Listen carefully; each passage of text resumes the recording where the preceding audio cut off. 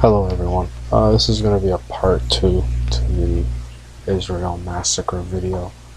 So just continuing on where I left off of, the Jerusalem embassy move has, at this point in my view, has really isolated geopolitically the US, and it has also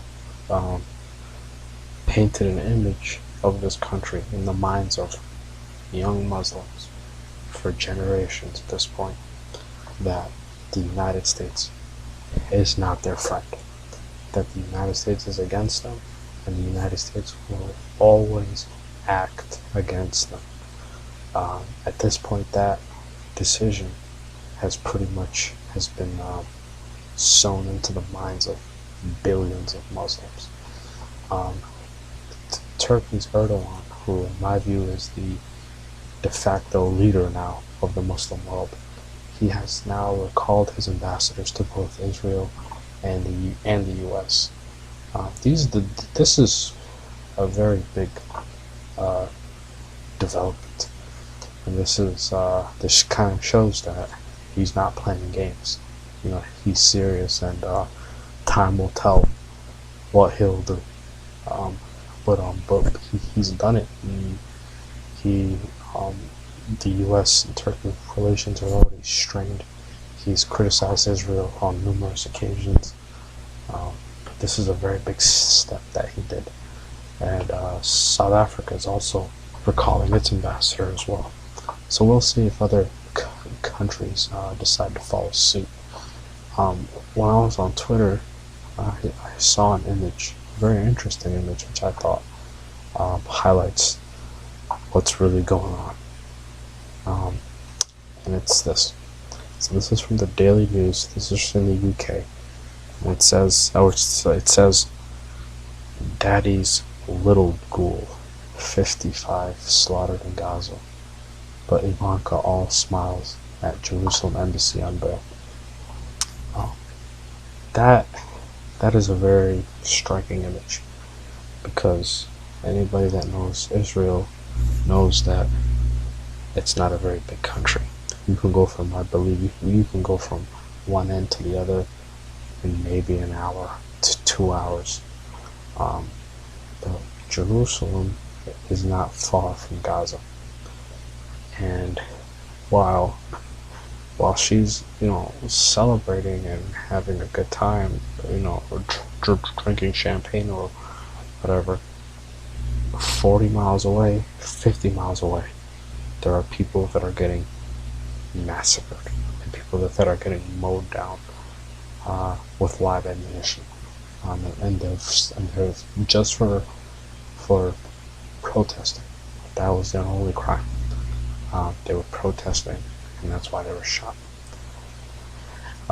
Regarding what the world thinks, says here, world leaders react to U.S. embassy relocation to Jerusalem.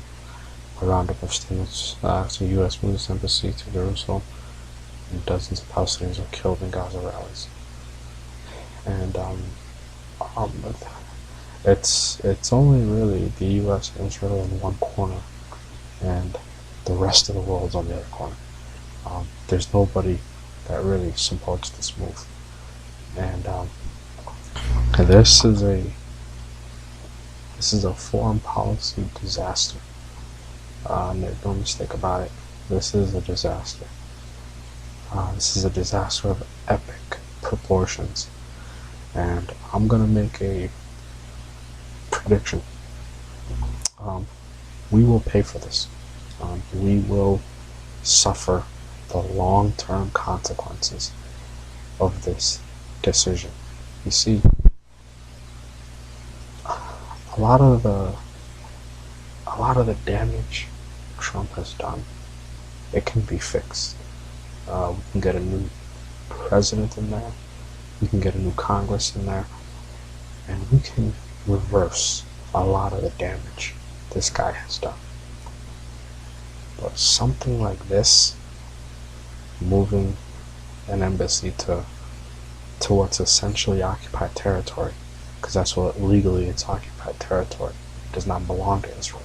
As much as they say it belongs to them, it's simply under international law, under the Geneva Conventions, under the UN Charter, under numerous, a dozen UN Security Council resolutions.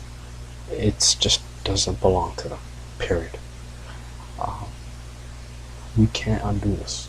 Even if we had a new Congress, a new POTUS, and let's say they moved the embassy back to wherever the hell it was, the damage has been done.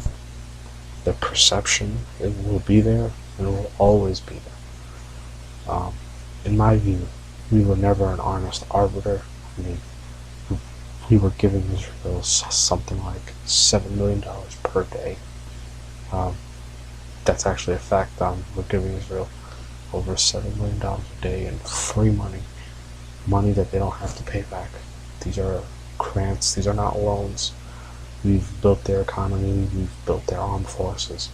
We essentially made Israel into what it is today. And that is all thanks to the American taxpayer. So if you look at it that way, we were never an honest arbiter. And right now, this is just a nail in the coffin, so to speak.